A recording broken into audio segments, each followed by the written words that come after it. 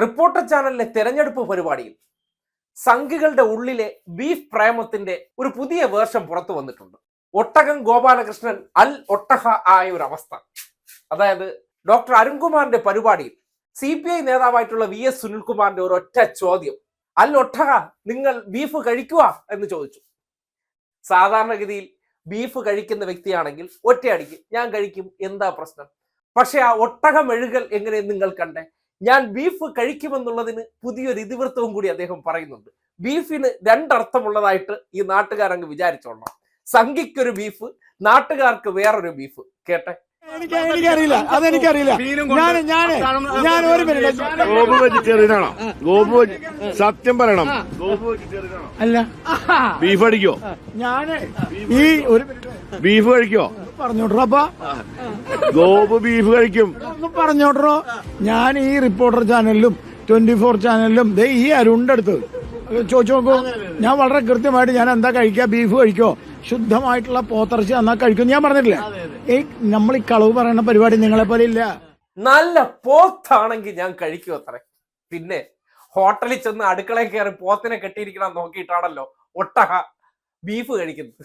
കടകളിലെല്ലാം കയറിയും വൈകുന്നേരങ്ങളിലെ ടച്ചിങ്സിനെല്ലാം അൽ ഒട്ടഹ ജിക്ക് ബീഫ് വേണം. പക്ഷേ ബീഫ് കഴിക്കുമെന്ന് ചോദിച്ചാൽ നേരെ കഴിക്കുമെന്നല്ല. അരുൺകുമാറിനോട് ഞാൻ നേരത്തെ പറഞ്ഞിട്ടില്ലേ, ഞാൻ ഇതൊക്കെ പോത്ത് കഴിക്കുമെന്ന്. പോത്ത് എന്താ, ബീഫ് അല്ലേ? അപ്പോ പശു ഇറച്ചി എന്താണാവോ പറയുന്നത് ഈ നാട്ടിൽ? ബീഫ് എന്നല്ലേ പറയുന്നത്? അതായത് നമ്മൾ എന്തും കഴിക്കും, എന്നിട്ട് കഴിച്ച പോത്താണെന്ന് പറഞ്ഞാൽ മതി. വീട്ടിൽ വേണമെങ്കിലും പശുവിനെയും കാളയൊക്കെ കട്ട് ചെയ്ത് കറി വെച്ച് കഴിച്ചതിന് ശേഷം നോം കഴിച്ചതേ നല്ല ഒന്നാം തരം പോത്താണ് കേട്ടോ എന്ന് സവർണ ഭാഷയിൽ അങ്ങ് തട്ടി വിട്ടാൽ മതി. എന്തൊക്കെ തരികിടകൾ. അതിനോടൊപ്പം തന്നെ വേറൊരു ചോദ്യം കൂടി പൊളിഞ്ഞു. കാര്യം വല്ലാത്ത പശു സ്നേഹികളാണല്ലോ. പശു മാതാവാണെന്നുള്ള നിലയ്ക്ക് പശുവിനെ കുറിച്ചൊരു സ്പെഷ്യൽ ക്ലാസ് എടുത്തുകൊണ്ടിരിക്കുമ്പോൾ ഒരു ചോദ്യം തിരിച്ചു വെച്ചു, ഗോപാലകൃഷ്ണൻ പശുവിനെ വളർത്തുന്നുണ്ടോ?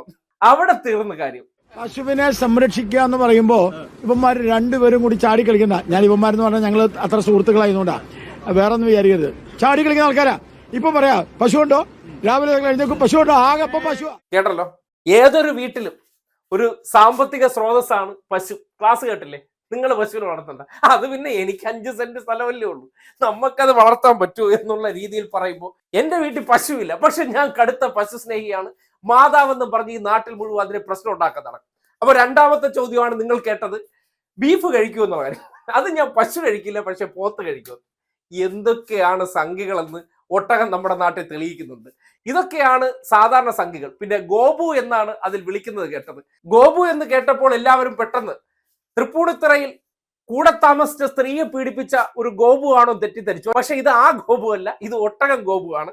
ഒട്ടകം ഗോപുവിന്റെ ലീലാവിലാസങ്ങൾ കേട്ടാൽ സമയം പോകുന്ന അറിയില്ല. കണ്ടില്ലേ, വാക്കെന്ത് പ്രവൃത്തി എന്ത്. കേരളത്തിലെ ഏതൊരു സംഘി എന്താണെന്ന് ഈ അൽ ഒട്ടഹയെ നോക്കിയാൽ കൃത്യമായി ബോധ്യപ്പെടുന്ന അവസ്ഥയുണ്ട്. പറയുന്നതല്ല പ്രവൃത്തിയിലുള്ളതെന്ന് നാട്ടുകാർക്ക് ബോധ്യപ്പെട്ടില്ലേ?